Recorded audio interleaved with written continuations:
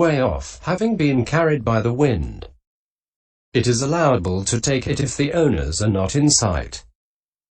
One presented by deities is one given by deities like that given to the elder Anuruddha. DHP 2173-74. One from the sea is one washed up on dry land by the sea waves. 19. One given thus we give it to the order or got by those who go out for alms. Cloth is not a refuse rag. And in the case of one presented by a bhikkhu, one given after it has been got. At a presentation of robes by householders. At the end of the reigns or at resting place robe. That is one automatically supplied by a householder to the occupant of a certain resting place. Is not a refuse rag. It is a refuse rag only when given after not having been so obtained. And herein, that placed by the donors at a bhikkhu's feet but given by that bhikkhu to the refuse rag wearer by placing it in his hand is called pure in one way. That given to a bhikkhu by placing it in his hand but placed by him at the refuse rag wearer's feet is also pure in one way. That which is both placed at a bhikkhu's feet and then given by him in the same way is pure in both ways. One obtained by being placed in the hand and given by being placed in the hand too is not a strict man's robe. So a refuse rag wearer should use the robe after getting to know about the kinds of refuse rags. These are the directions for it in this instance. 20. The grades are these. There are three kinds of refuse rag wearers: the strict, the medium, and the mild. Herein, one who takes it only from a charnel ground is strict. One who takes one left by someone thinking one gone forth will take it is medium. One who takes one given by being placed at his feet by a bhikkhu is mild. The moment any one of these of his own choice or inclination agrees to accept a robe given by a householder, his ascetic practice is broken. This is the breach in this instance. 21. The benefits are these. He actually practices in conformity with the dependence, because of the words are going forth by depending on the refuse rag robe. Vin I 58-96. He is established in the first of the noble one's heritages. 227. There is no suffering due to protecting. He exists independent of others. There is no fear of robbers. There is no craving connected with the use of robes. It is a requisite suitable for an ascetic. It is a requisite recommended by the Blessed One, thus valueless, easy to get, and blameless. 226. It inspires confidence. It produces the fruits of fewness of wishes, etc. The right way is cultivated. A good example is set 9 to later generations. 22.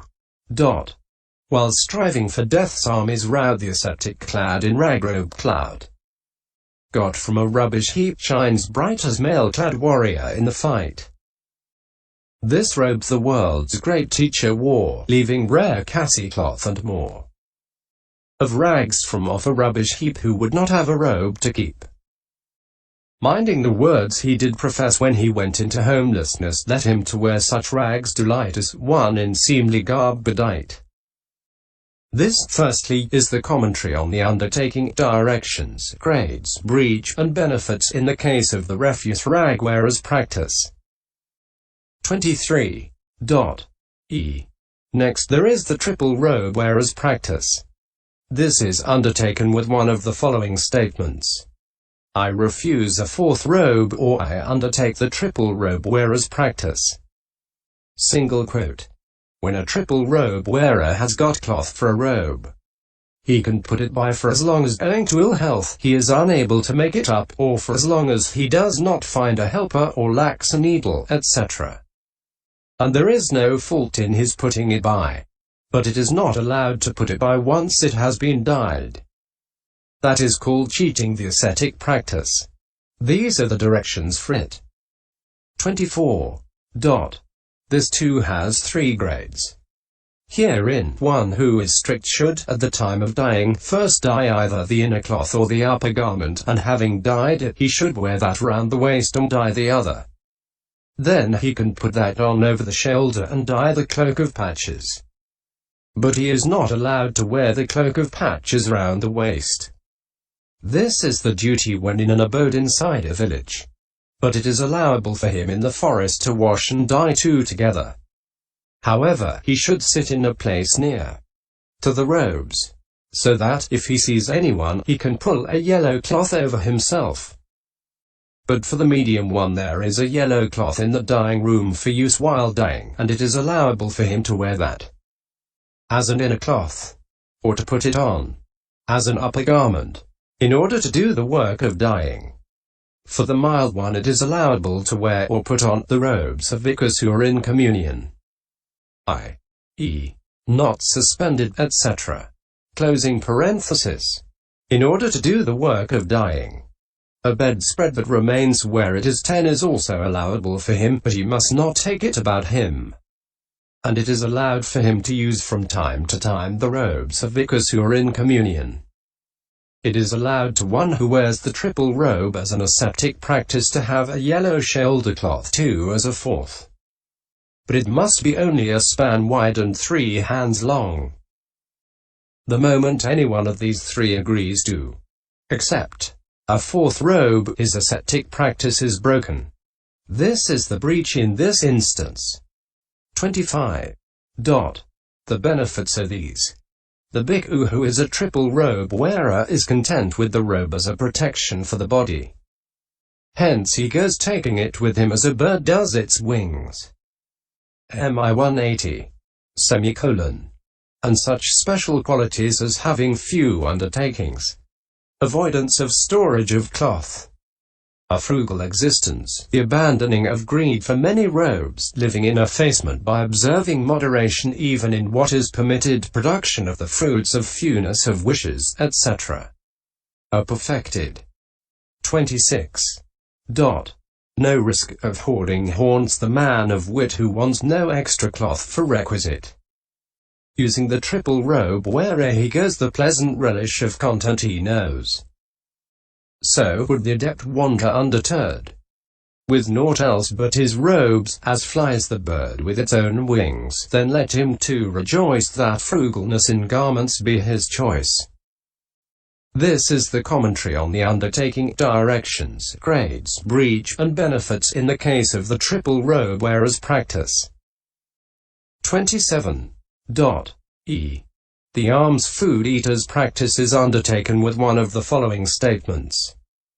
I refuse a supplementary food supply, or I undertake the alms food eater's practice. Single quote. Now, this alms food eater should not accept the following 14 kinds of meal. A meal offered to the order. A meal offered to specified bhikkhus. An invitation. A meal given by a ticket. 1 each half-moon day, 1 each oppositar day, 1 each first of the half-moon, a meal given for visitors, a meal for travelers, a meal for the sick, a meal for sick nurses, a meal supplied to a particular residence, a meal given in a principal house, a meal given in turn. If, instead of saying take a meal given to the order, meals are given saying the order is taking alms in our house, you may take alms too, it is allowable to consent.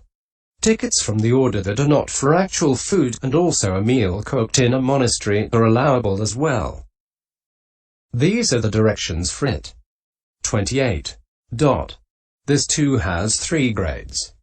Herein, one who is strict takes alms brought both from before and from behind, and he gives the bowl to those who take it while he stands outside a door.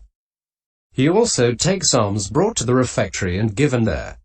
But he does not take alms by sitting and waiting for it to be brought later that day. The medium one takes it as well by sitting and waiting for it to be brought later that day.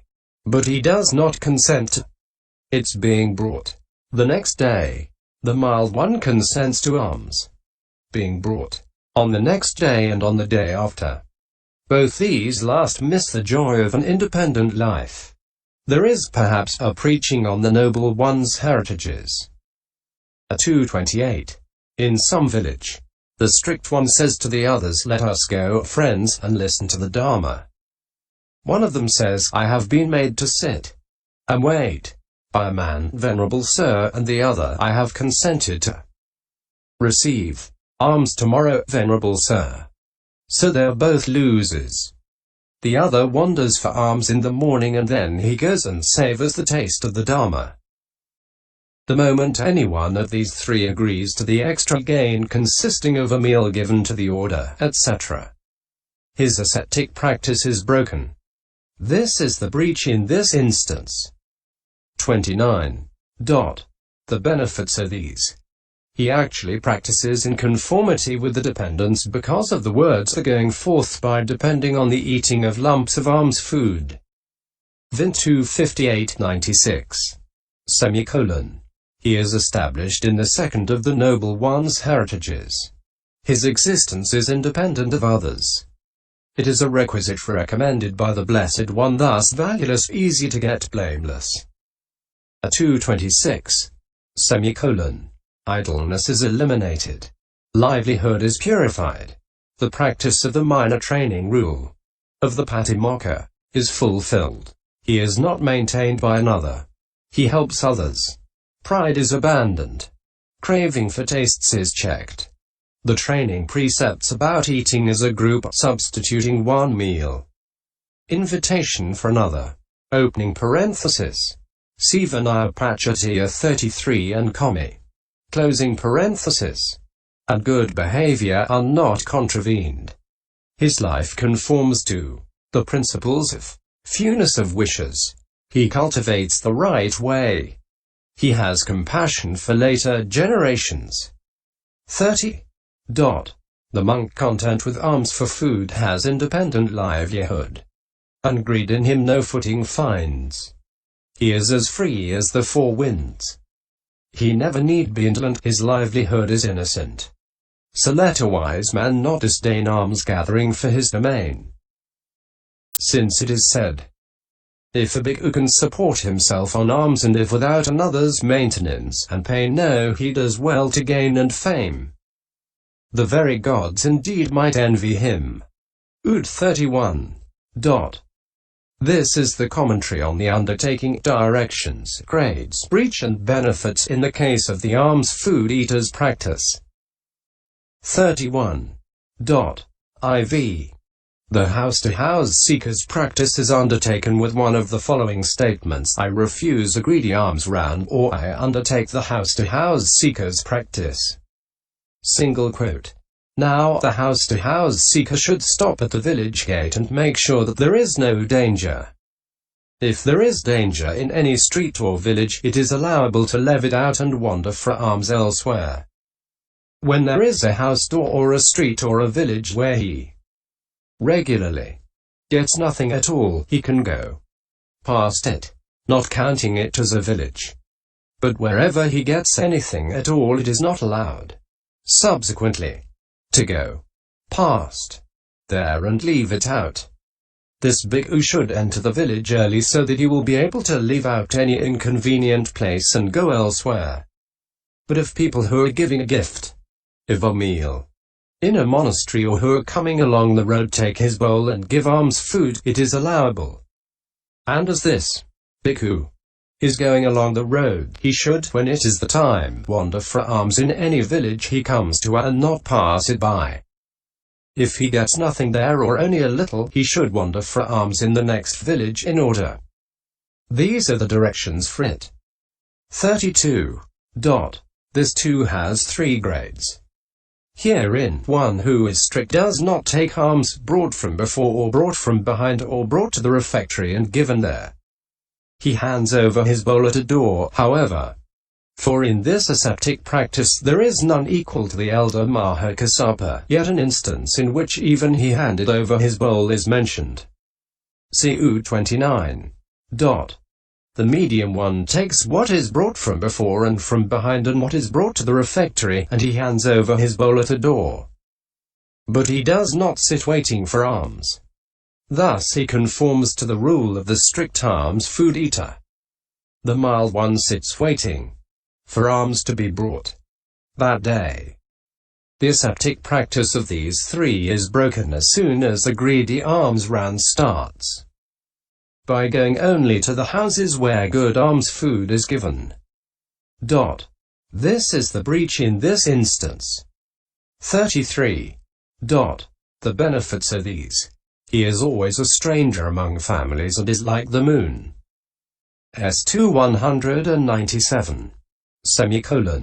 He abandons avarice about families. He is compassionate impartially. He avoids the dangers in being supported by a family. He does not delight in invitations. He does not hope for meals to be brought. His life conforms to the principles of fewness of wishes, and so on. 34. The monk who at each house is begging plies his moon-like avenue to families. Nor does he grudge to help all equally free from the risks of house dependency. Who would the self-indulgent round forsake and roam the world the while to make his downcast eyes range a yoke-length before, then let him wisely seek from door to door. This is the commentary on the undertaking, directions, grades, breach, and benefits in the case of the house-to-house seeker's practice. 35. V. The one sessioner's practice is undertaken with one of the following statements. I refuse eating in several sessions, or I undertake the one sessioner's practice. Single quote. When the one sessioner sits down in the sitting hall, instead of sitting on an elder's seat, he should notice which seat is likely to fall to him and sit down on that. If his teacher or preceptor arrives while the meal is still unfinished, it is allowable for him to get up and do the duties. But the elder Tipiyaka Kula or said, he should either keep his seat and finish his meal, or, if he gets up, he should leave the rest of his meal, in order not to break the ascetic practice. And this is one whose meal is still unfinished.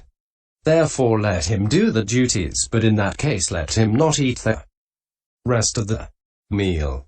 These are the directions. 36. This too has 3 grades. Herein, one who is strict may not take anything more than the food that he has laid his hand on, whether it is little or much. And if people bring him ghee, etc., thinking the elder has eaten nothing, while these are allowable for the purpose of medicine, they are not so for the purpose of food. The medium one may take more as long as the meal in the bowl is not exhausted, for he is called one who stops when the food is finished. The mild one may eat as long as he does not get up from his seat. He is either one who stops with the water, because he eats until he takes water,